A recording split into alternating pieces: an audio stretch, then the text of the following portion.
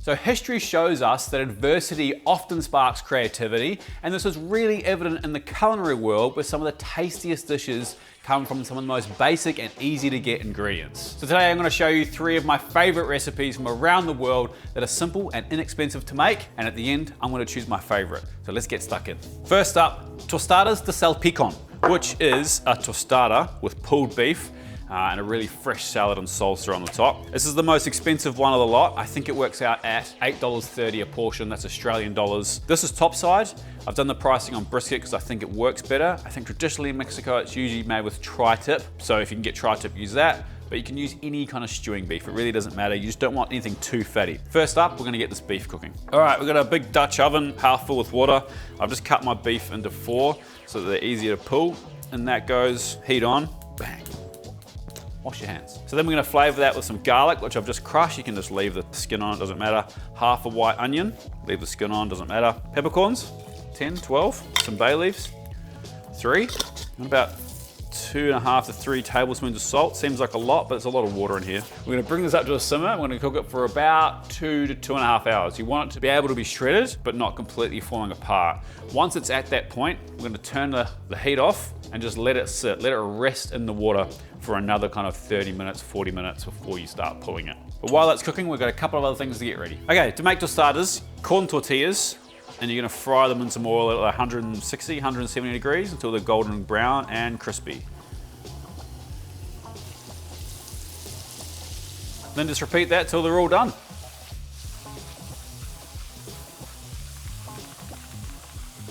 Beef's resting, tostadas are done. We're gonna make a little pickled onion quickly. A little quick pickle, I guess. Red onions. Now Mexican food usually only uses white onions apart from if they're pickling, and then I'm pretty sure they use red onions for that. Also adds a nice little pop of color. Real simple. Just gonna peel our red onions. These onions are so spicy at the moment.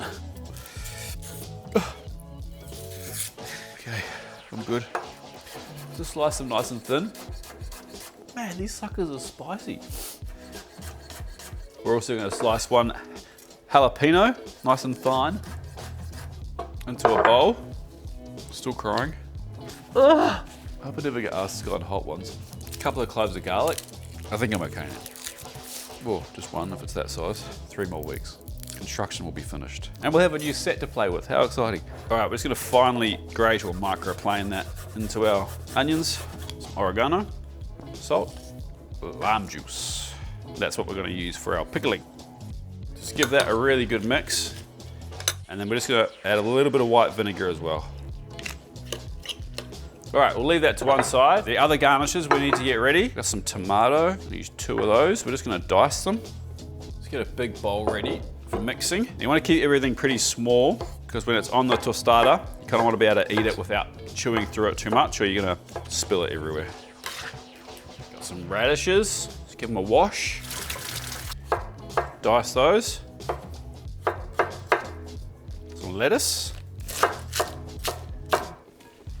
Coriander or cilantro. So time to pull our beef. It's been resting for a good half an hour. And the reason you rest it in the liquid, so it's easier to handle for 1. 2, it should be less dry, so it shouldn't dry out as much. If you pull it out of the liquid, it tends to dry out a bit more. We just want to shred it, just like that. Nice small pieces, it should just fall apart. Don't throw out that cooking liquid, that's basically beef stock now. I'm actually gonna use it in the next recipe that we're gonna cook. If you don't have a use for it immediately, put it in a container and freeze it down. So we've got our tostadas ready, got our beef and our rest of our salad ready. That goes in there. Our little pickled onion and jalapeno goes in, along with all that juice that comes off it. That's all the acid that we're gonna need to help dress the salad. Some olive oil, say 3 tablespoons. And then time to mix everything. I'd serve this in this bowl. I'll just make everyone make their own, but we'll plate some up now for the interests of good YouTube. Make sure it's got enough salt and pepper. I don't think it has any pepper, to be honest. Add some of that in there. Pile our tostadas up with them. Oh, that's not meant to happen. Maybe do it neater than I just did. You can also put some cheese on the bottom, some softer cheese. Sour cream on the bottom as well works well. But I like to do it like this. And then I'm gonna put some sliced avocado on top. You can put the cheese and the avocado on if you want, but you can do whatever you want. It's your tostada. Fully sick, eh? There you go, my version of Tostadas de Salpicon. Fresh, vibrant, absolutely delicious, and there's a massive noise going in the background. And we're just gonna leave it in the video because hey, that's life. But I guess a bit of taste one.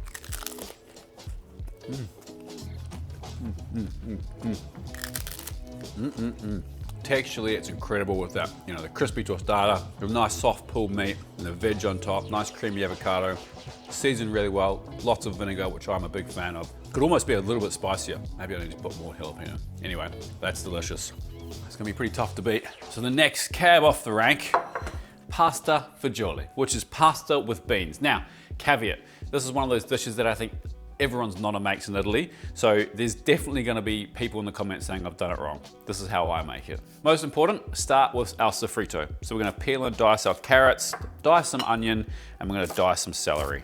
Then Parmesan and Parmesan rind. So this is the end part of the Parmesan. We're gonna use this to flavor it. We will use a little bit more as well in there. A couple of pieces of basil just for aromats through the sauce. Kind of don't have to have some pasta, obviously. You want a small shape of pasta. I like these little cute bows. Beans, very important. You can cook your own beans. There's actually a lot cheaper way to do it, but I think this way works just as well, and we definitely keep the juice that's in here. These are ballotti beans, so they're like the red ones. They look like little tiger skin on the outside when they're raw. You kind of any veg you want, really. Tomatoes, I think, work really well. I'm using these ones because they're in my fridge and they're on their last days, so it's perfect for this type of thing. We're just gonna dice them up and we'll put them through our pasta. But you could use a bit of Swiss chard or a bit of silver beet, a little bit of spinach in there, or cherry tomatoes instead of big tomatoes. You could also, if you had some pancetta lying around or some bacon, you can use that first to help flavor the pasta. It's also a great one pot dish. We will cook the whole thing in that one pot. We're not gonna cook our pasta separately. Pan on, high heat, extra virgin olive oil, a couple of tablespoons. Add our carrots, onion, and celery in. You can kind of do it piece by piece. Start with the onions, then add your carrots and your celery, but you know, it's what it is. Pinch of salt and slowly sweat those down. Okay, so we've got a little bit of color forming in our sofrito. Onions are breaking down nicely. It's time to start adding some other stuff. We get the tomatoes in there and our beans. Make sure you add all the juice from the tinned beans. We're also going to add our Parmesan rinds and some stock. You can just use water if you want. This is the stock actually from the last recipe we made, the beef stock. But you can use water, you can use chicken stock. It's really important to let it come up to temperature and cook down for 3 or 4 minutes, and then we'll add our pasta and cook it through. So it's all going to happen pretty quickly now. As soon as we've got that pasta in there, the time's ticking. That's only going to take about 10 to 12 minutes to cook. So we'll make sure it's up to temperature. We'll check the seasoning. We should be good to go. I'm actually gonna put my little bouquet of basil in there too. All right, this has just been simmering nicely for about 10 minutes. Our Parmesan's starting to get all floppy, which is good, it's what you want. Interesting fact, there's a lot of natural MSG occurs in this Parmesan rind, and that's why we add it to our soups and stuff, because MSG is yummy. Pasta goes in, stir it through. Gotta try and keep the temperature up now. Just be careful it doesn't dry out. Pasta's gonna absorb a little bit of that liquid, so keep stirring it. It's probably gonna take a little bit longer than it would if you were cooking pasta in boiling water. If it needs some liquid, just add a little bit of liquid to it. Okay, it's been going for a good 10 minutes now. I'm gonna add this cube Parmesan, just the final couple of minutes. One final taste.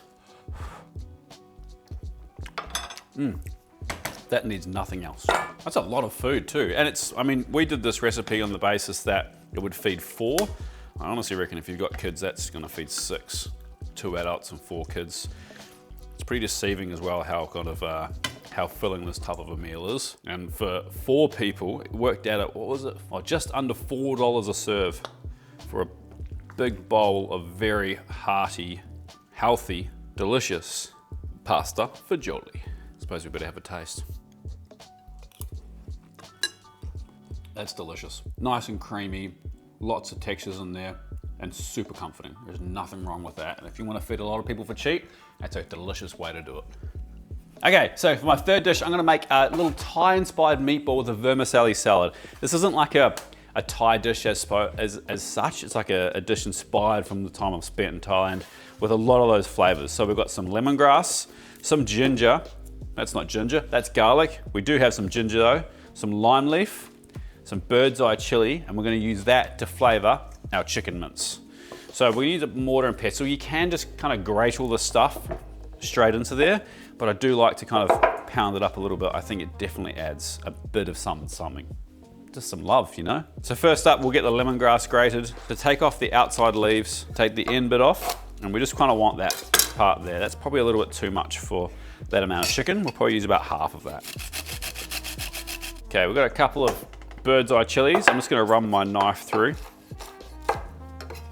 Get in there as well. Some ginger, use about half of that. Grate that in there as well.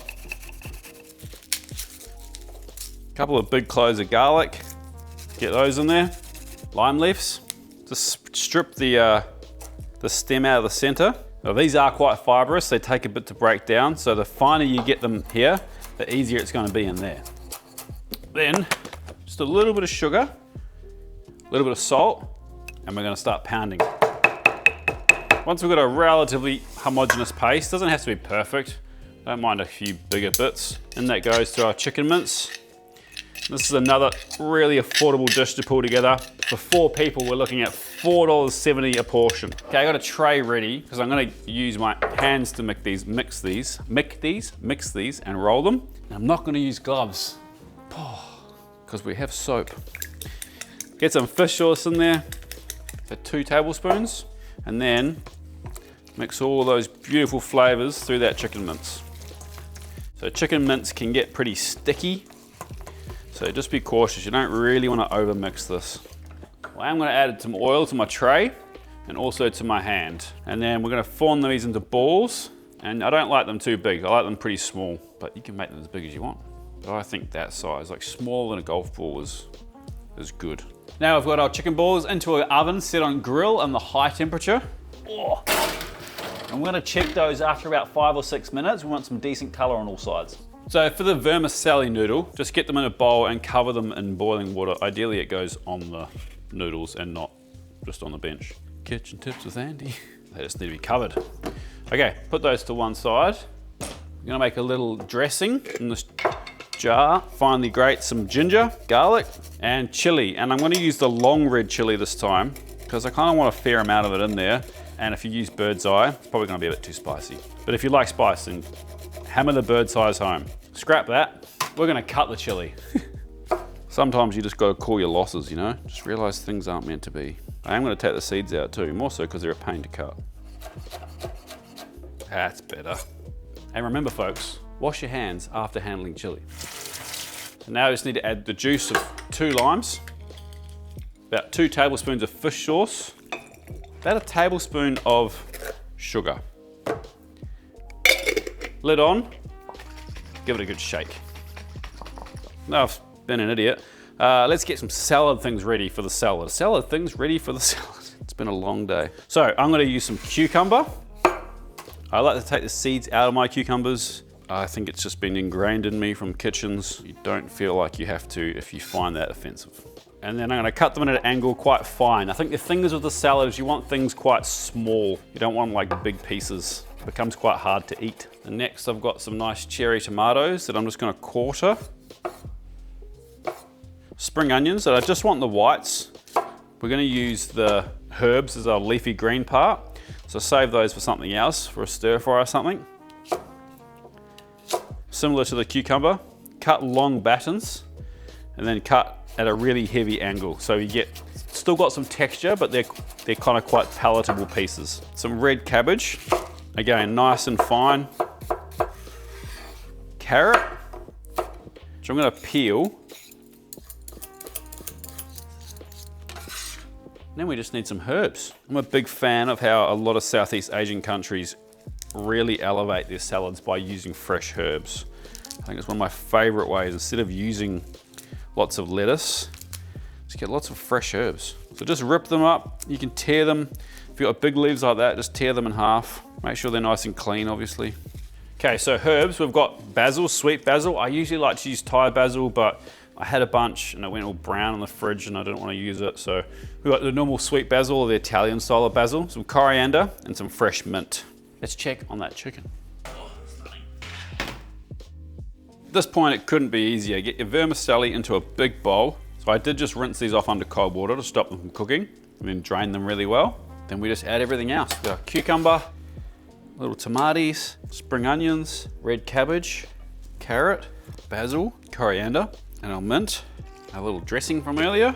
Over that goes. The best way to get this salad nicely dressed is to make sure your hands are nice and clean and use them, because they're far more dexterous than a couple of salad spoons. Just make sure everything's well mixed, make sure everything's dressed, some of that beautiful dressing. Serve up a portion. Then we're just gonna add a couple of pieces of our chicken.